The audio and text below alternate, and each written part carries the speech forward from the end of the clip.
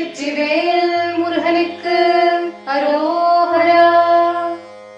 விரல் மாறணைந்து மலர் வாழி சிந்து மிக வாழிலிந்து வெயில் காய வினவாடை வந்து தழல் போல ஒன்று வினை மாற தந்த வசை கூற குறவான குன்றில் உரை வேதை கொண்ட கொடிதாட